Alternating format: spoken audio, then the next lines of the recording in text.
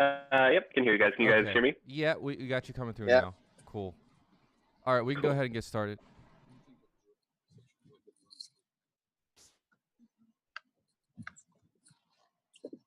Okay, who wants to go first?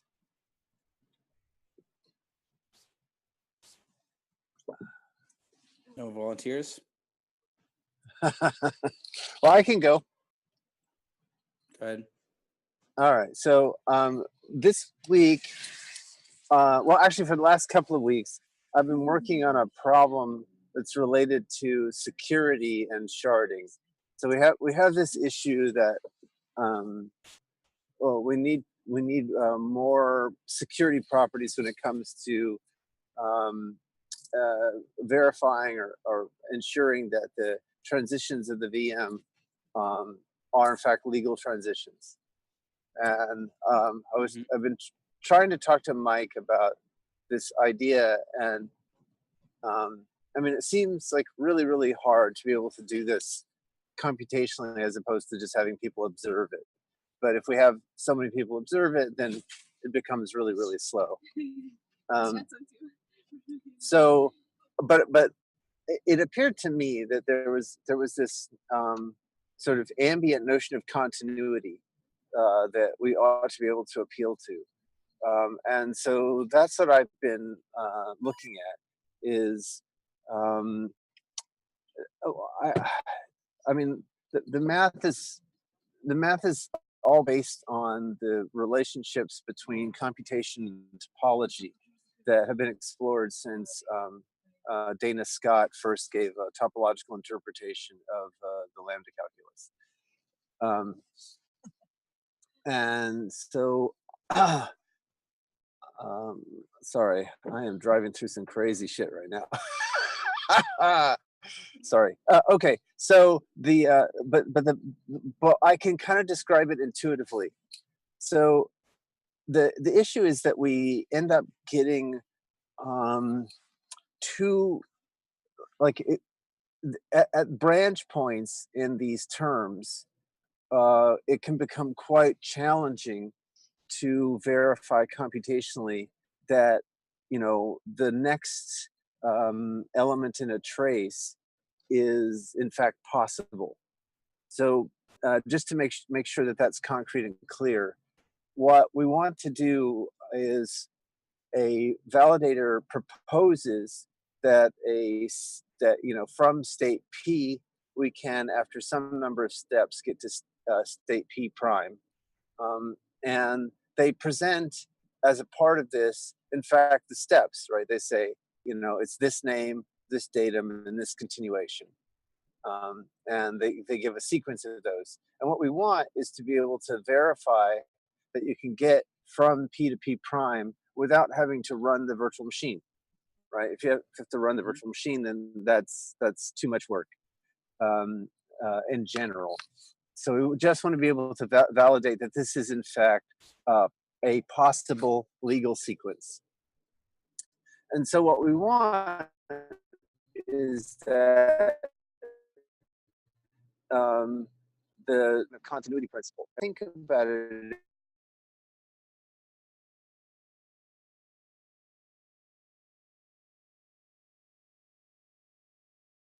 Have we lost Greg, or am I disconnected? No, I think he's gone. Greg. Is imagine you've got a bug crawling around. Greg, you're breaking Greg. up. Oh, can you hear me now? We heard you up to the P prime thing, I think. We want to verify without verifying each transition. Okay, so you didn't hear the whole bug analogy. No. Okay, all right. So the intuition is something like this. Imagine that you've got a bug crawling around on the surface, on some kind of surface, and did you hear that? We're just checking that. Yeah. We got you. Okay, cool. So then the species of bug determines, you know, like the kind of distances that are reasonable for the bug to travel. And you know, so a bug would know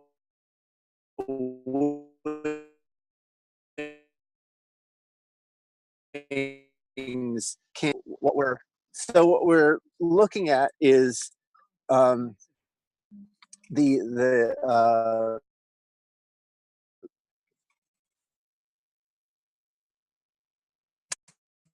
And he's gone again. He's gone The- again, I think.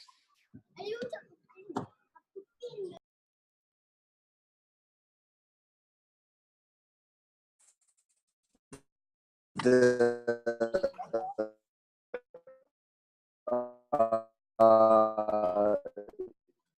a non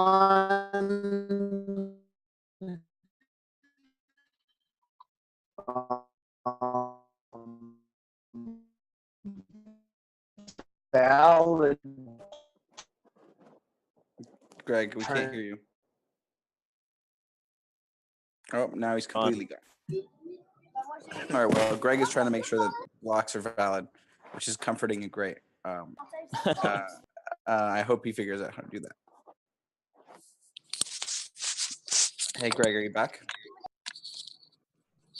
Yes. Can you hear me? Can you hear me? We last thing I heard was about you being able to tell or like having some idea of how far the bugs could travel based on their species, and then you like Yeah, that's right. for like 20 seconds. Okay. Or something. Oh, sorry about that. So basically, what we want is that if a transition or sequence of transitions is not valid, then what should happen is that it makes a discontinuous jump. So there's a gap. There's a in other words, there's a ball around where the thing is, where the bug is, that represents any legal transitions, and anything outside of that ball, outside of that region, represents a non-legal transition. So again, the intuition is we're using continuity as the means by which we measure whether a transition is valid. Does that make sense? Yeah, that makes sense. I mean, we have a similar kind of notion in like the CPT framework, where basically like of like minimal transitions. Right. And like any protocol execution trace, any valid trace is only composed of minimal transitions. Yeah. So we've got the notion of a minimal transition just in the sense of the COM rule is a kind of minimal information jump, right? But here what we want to do is to not at any point where there's branching, right? So you have a bunch of different races, or you have a selection, a choice, right? Then you could, in order to tell whether the next operation or the next event is legal from the state you got to, like you don't want to have to like compute the state. You just want to be able to say, all right, this sequence is valid. It's possible. Every single step in here is possible, without having to run the machine. And so you just want to look at a kind of distance or a notion of continuity, so that if there are any big jumps, then that means that you've broken continuity, and by extension you've tried to run something that the virtual machine would never have let you run. And do you think this will be more computationally efficient than just rerunning it? Yeah, because what you're doing when you go to this continuity style, I mean, like it's not going to be the usual notion of a metric space, but let's imagine that it were a metric space.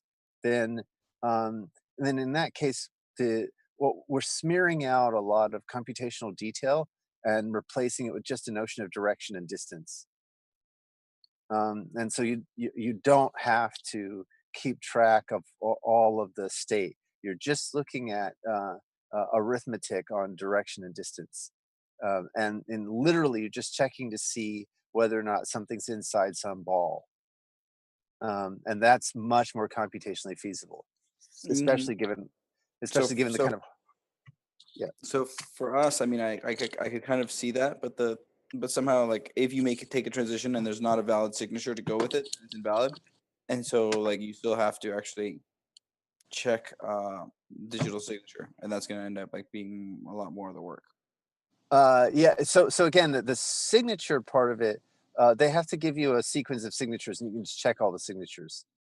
That part I'm not worried about. Right. But that All I'm might be worried most of about the is work, right? Why would that be? That sounds like it's way more work than verifying the transitions.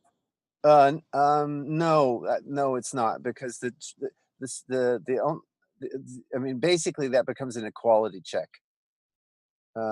So by comparison to all the branching, right? The problem is not that this is a sequence of signatures that are allowed. The problem is that and you get 4 or 5 branches in, and the explosion of combinations is what's dwarfing that's just completely dominating the computation.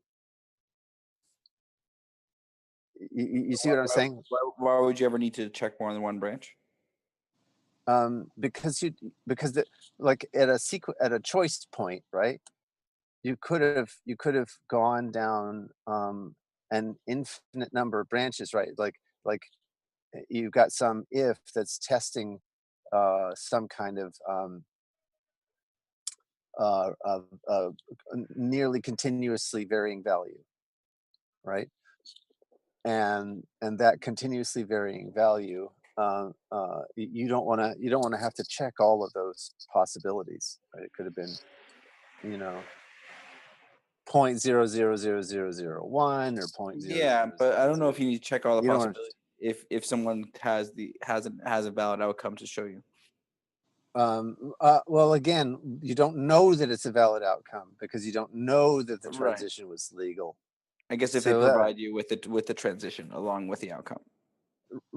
yeah, but yeah, again, you don't want to have to check every single step along the way.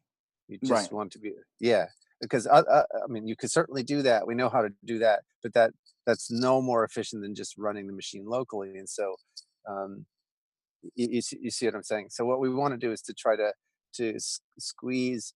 What I'm aiming for is right now the choice that the team has gone with on our chain is we have a tree of lattices, right? So the lattice gives you the security property because inside the lattice you have enough observations by the validator that by the validators that you can trust the transitions, right? So inside the lattice, you're assuming certain computational guarantees about how many validators are observing and how fast that can be. Between lattices, you don't have any such guarantees, but what you have is contracts that guarantee. Effectively, you have local notions of rev and exchanges between the local notions of rev, right? Um, so so it's a less trust um, uh, on the along the arcs of the tree, more trust at a node, which is a lattice, because you have this security property that's guaranteed by more observations, and you can make more observations because So basically, there's only within the lattice are you going to check? Are you going to have them check these proofs of validity? no. What I want to do is I'd like to get rid of the tree structure. I like to say no, it can all be a lattice. Oh no. Um, which would but the way to do that then is that you don't guarantee the security property by observation. You guarantee the security property because it's computed. You can give Yeah, but a computational like proof. ultimately at the end of the day, what you're saying is, oh look, we're going to have a concise proof of validity for the validity of anything that needs to be verified for the security locally. So like in a particular namespace, there might be certain things that need to be validated, and you'll verify that somehow the proofs of those, as opposed to re-executing them. That's correct.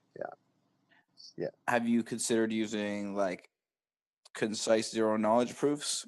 Is there a reason you don't like that approach? I've thought about using the zero knowledge proofs, but in this particular setting, like nobody's done this kind of thing. So I'm basically just following following my nose, right? And there's been a ton of work over the last 50 years relating computation to continuity in topology, starting with Scott, and then Herlihy and Goubot did all the work on the no-go theorems using algebraic topology. So it's this is a long-standing tradition of this, and essentially all I'm doing is building on these guys' ideas to try to force a It would be cool. I mean, I would love to see a really concise proof. yeah exactly. So I've got some equations sketched out.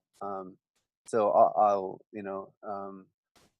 start publishing, and I guess maybe I can. I think maybe now I have write privileges on the Casper channel, so I can start sharing them there and with the Archain team. Sweet. But this is the basic idea. Yeah. And how confident are you that you're going to be able to change the validity condition without having to completely rework the system? Oh, I shouldn't. No, I shouldn't have to completely rework the system at all, right? Okay, And that'd be right. nice. So currently, we have a decision, we have a solution that we're marching towards for Mercury, and this is like outlier research. Like if I can possibly pull this off, then it would be a really really good thing to not have to have this tree structure. Yeah. So that's what I've been working on. Cool. Thanks for all the questions. Yeah, it's really. Who wants to go next? Well, Nate and I have been working on our kind of sharding solution that I don't think at the moment requires any tree structure. Oh, okay. But it does require a kind of more sparse connectivity between the chains. We don't really want to connect all the shards to all the shards. Uh-huh. So there's still going to be some routing. Yeah, but we've talked about this a couple of times. It's like this message passing protocol. Maybe Nate wants to share his screen on the spec. I don't know. I might. There's some things that like some issues with it that you pointed out, and I'll fix them up and show it next week. I think probably. Okay, so Nate's working on a spec. Go Nate. Yay. And it basically, the blocks have like queues of outgoing messages for all those shards they're connected to, and they have a list of transactions or of processed messages for every shard that's communicating with. I think that's what we're going with right now. Yeah. And eventually we'll work in transactions, and we've had some conversations about that. But the fork choice rule is meant to just guarantee the fact that messages will be sent and won't be kind of like removed from the outgoing message queue, but never processed by the shard to which they're addressed, or processed by the shard but never removed from the outgoing queue. So we just kind of are making sure that like whatever is finalized, or that we never finalize an inconsistent message delivery where like it wasn't sent but it was received, or it was sent and it was never received.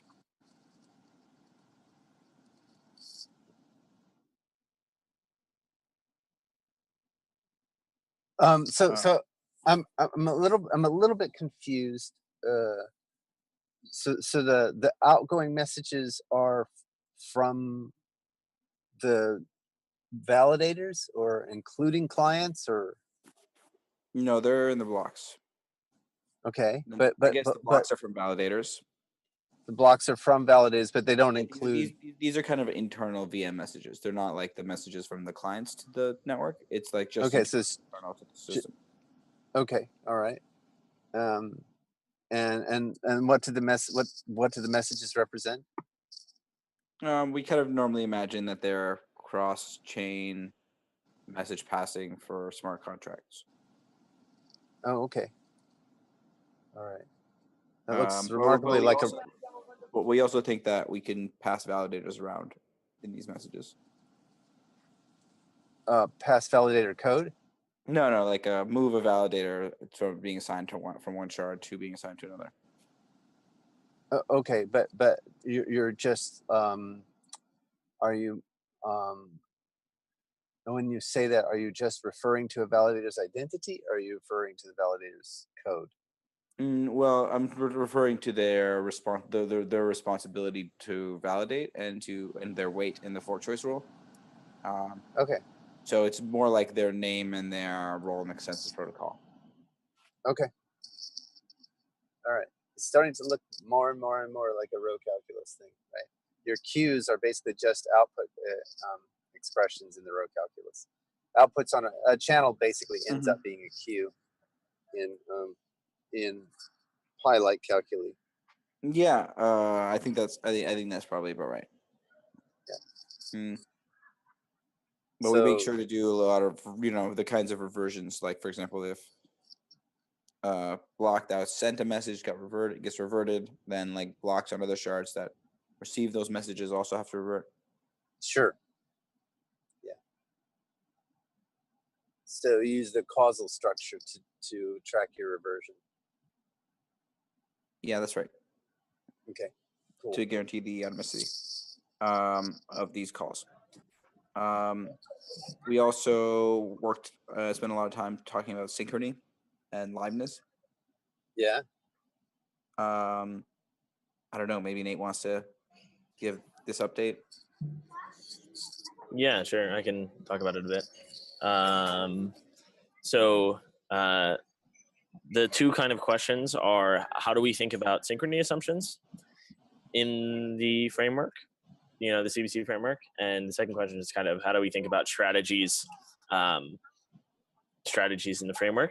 And like the ideal goal is kind of like, I guess, how do you call it? Like CBC liveness, which is like, imagine if for some synchrony assumption, we could derive a strategy that, forced liveness pretty much. So it's like, okay, here's our synchrony assumption. And like, okay, and here's a strategy that kind of satisfies or is live within this synchrony assumption. So that's kind of the idealized goal. But as of now, what we've been messing around with for a bit was kind of just seeing what strategies in general we have to work with and how we can represent them. And kind of, can we come up with any strategies right now that actually do, force decisions? So that's, I guess, kind of a high level overview. So like, here's an example, I guess, one example that might kind of explain what that means. So imagine we give validator strategies that essentially say something along the lines of, make a message every single round. It's like a round based thing, which is maybe not great, but pretty much it's like, every single round. And like, hopefully we eventually come to consensus. And we have some amount of validators who are faulty with respect to liveness, which means they don't make messages when they're supposed to. And it turns out that like, with strategies like that, it's not actually the case that we will always come to a decision unless you ignore the validators that are faulty. Or at least ignoring them is enough. We don't know if there's other strategies. Yeah, sure. So if you ignore them, if you ignore validators who are faulty on liveness, pretty much, you can show that you're going to eventually make a decision in a synchronous network. And the reasoning there is pretty much like, okay, the honest guys will see all the messages from each other and eventually just get locked in. And if the bad guy's fault, then they'll be ignored, the next time we try and do it, and then we'll get consensus.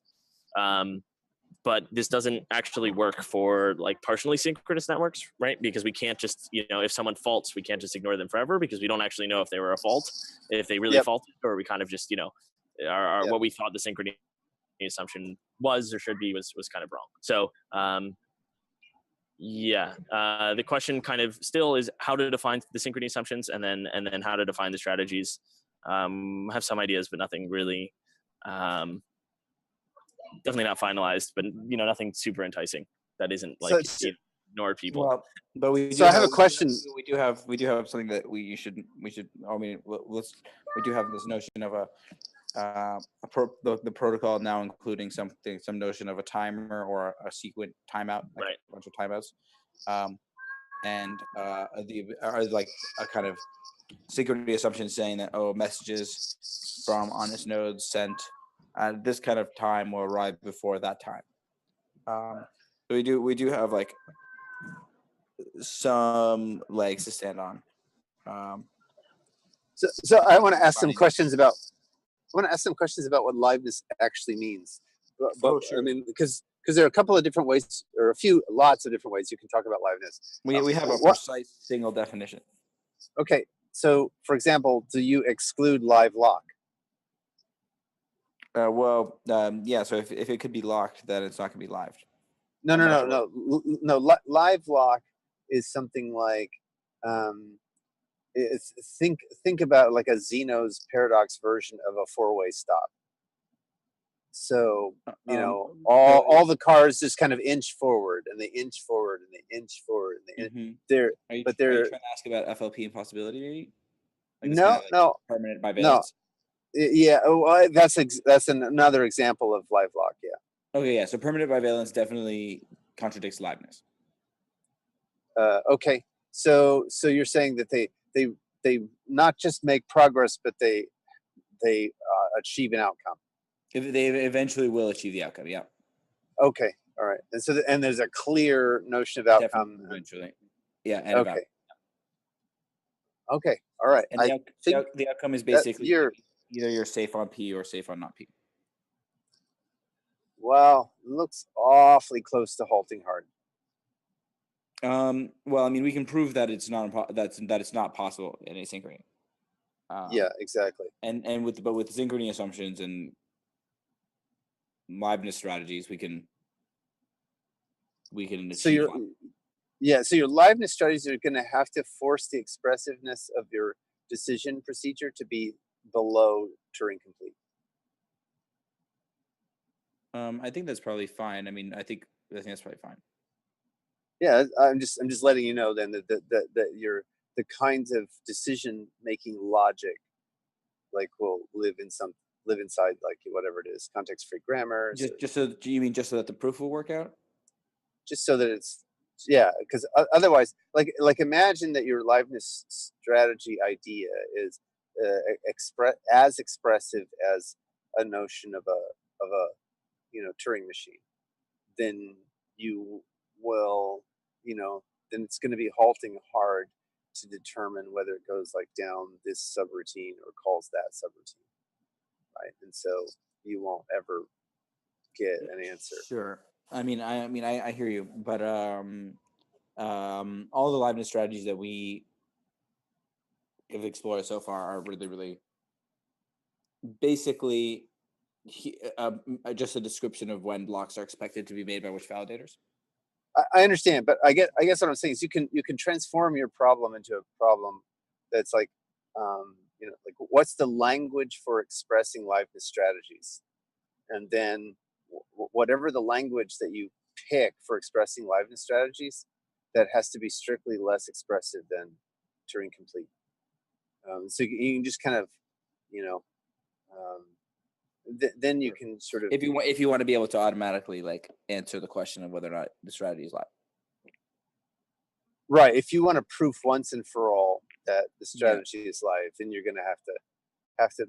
You'll be able. I guess what I'm saying is you can transform your problem into an expressiveness problem, and then the proof is like you get the proof almost for free because you have a decision.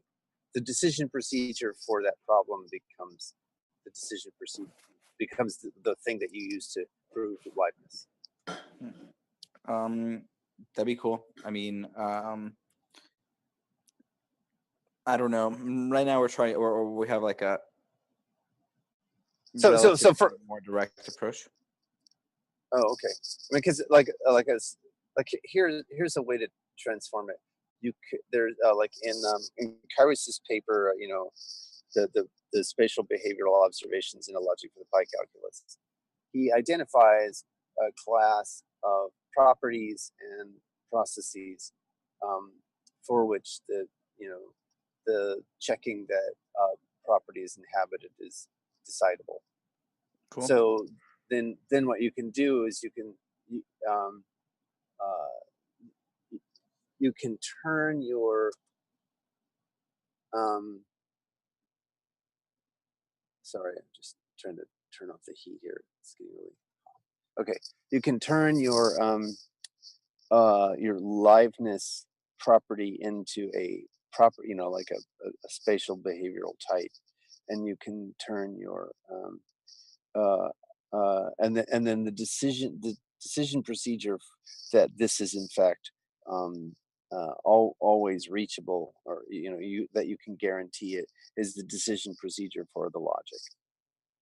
That would be and then you have this nice crisp, like the thing that I'm worried about with what you're talking about here is, how do you know that you have exhausted all the different liveness strategies? Like when do you know you've enumerated all of them, and there Well, wasn't one that you just missed? yeah, so that's not really our goal at the moment. Our goal at the moment is just to say, oh, look, here we found one. Oh, okay. I thought you had a larger goal that, like, Well, I mean, we kind of do. I mean, we surely do, but like that's like a longer term goal. Right now, we're just hoping to get definitions down so that we can tell, at least in one case, that we have liveness. I see. And Okay. and then we're gonna try to come up with weak synchrony assumptions, and ideally, like, what I really would hope for is like a kind of minimum condition under which we can derive a synchrony aliveness strategy from a particular synchrony assumption. Right. So that, like, Okay. Yeah, because that was conditions you there is a liveness strategy. right, and that's what I was trying to say. Is like I think that that the language for synchrony conditions and the language for liveness strategies, basically this becomes a decision procedure for properties against those languages.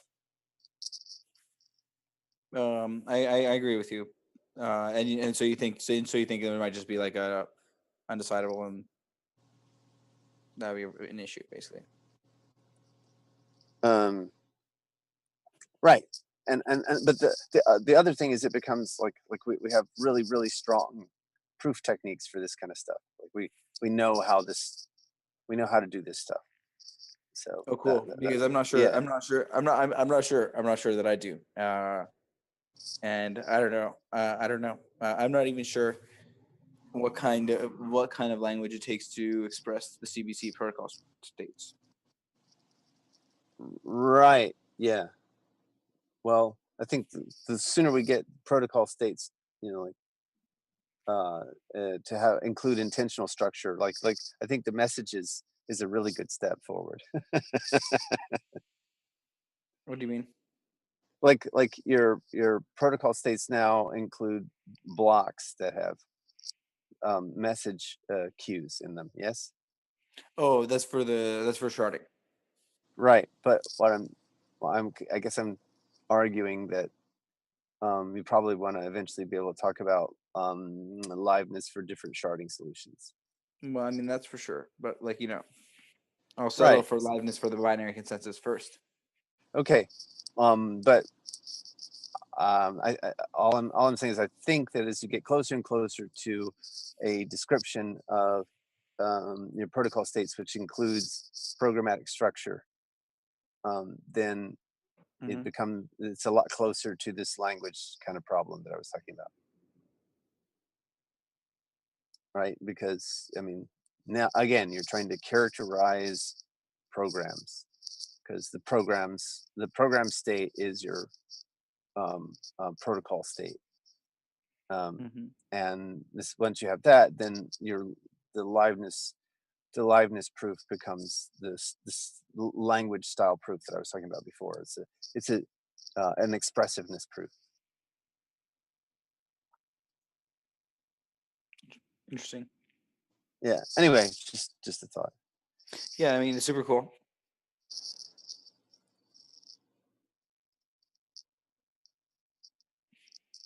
Yeah, I mean, I think definitely. Like, I mean, we're thinking now to consider protocol. So somehow we have this protocol states construction, and now we're considering like programs that implement the states construction and also have a few other things. And that's kind of like someone moving in the direction of more behavioral information in the spec of the protocol.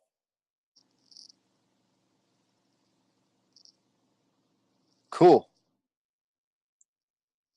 This is very exciting. I like this. I like this work. Yeah, I'm excited. I mean, the safety proof applies basically in exactly the same way whether we're using a program or the state construction. Yeah, I understand. But things are like a little bit easier for me in the state construction because I'm just entirely in set theory land. Right.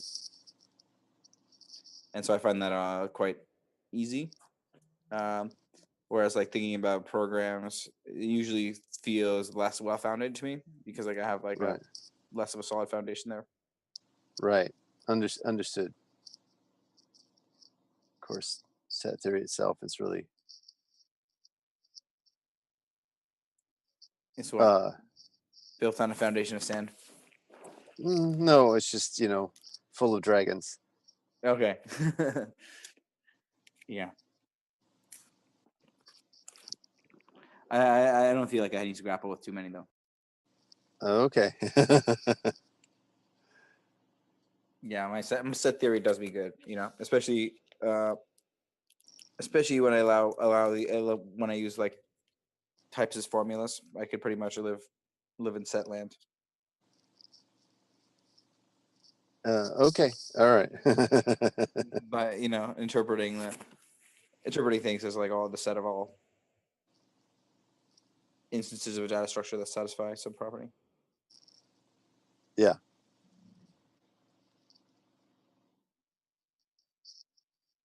Cool. Any other updates? Michael, did you have an update? Nothing much. I'm still mostly working on the implementation of Casper in our chain, heading towards sort of the simple inclusive ghost style thing that we've been, or that we talked about in Boulder, and making progress in that direction. But Cool. nothing interesting from a research perspective. That's still pretty interesting. How do you implement the fork choice rule? Do you still go one height at a time?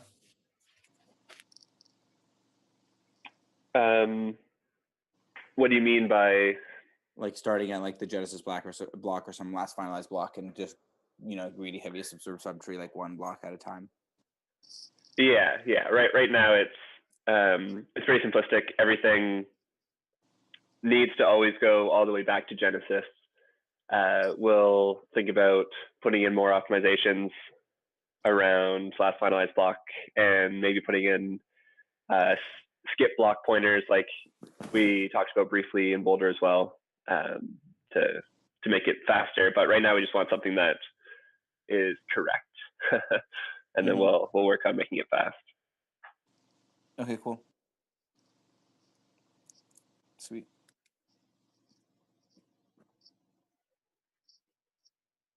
Do you guys have a safety oracle? Kent wrote up the Turon version of the Clique oracle. Cool.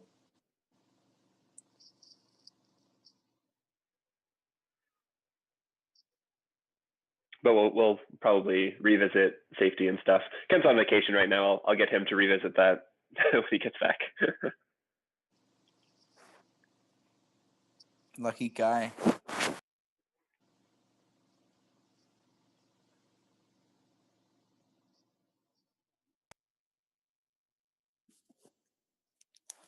Yeah, so does anyone else have any updates?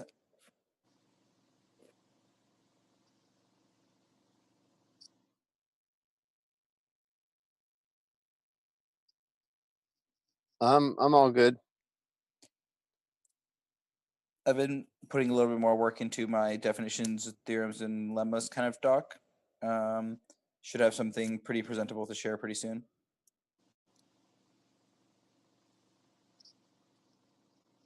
Cool.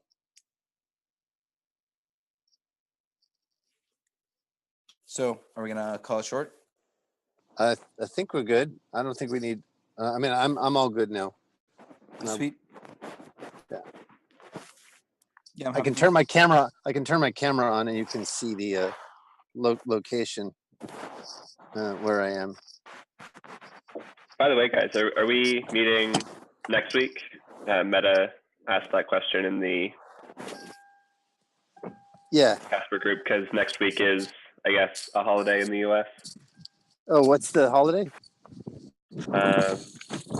It is Memorial Day, Really?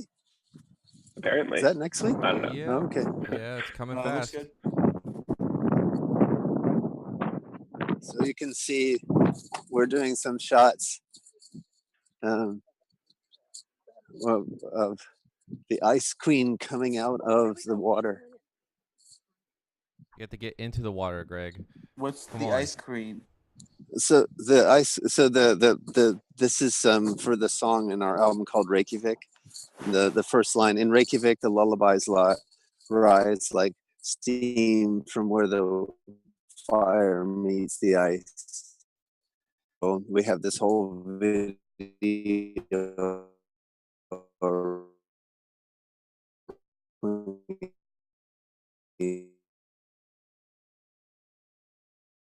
My man needs a sat phone, bro.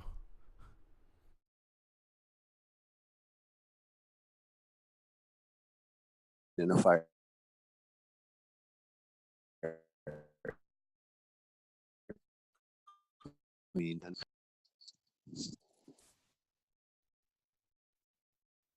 All right. I'll talk to you guys soon. Later. Ciao. Bye, everyone.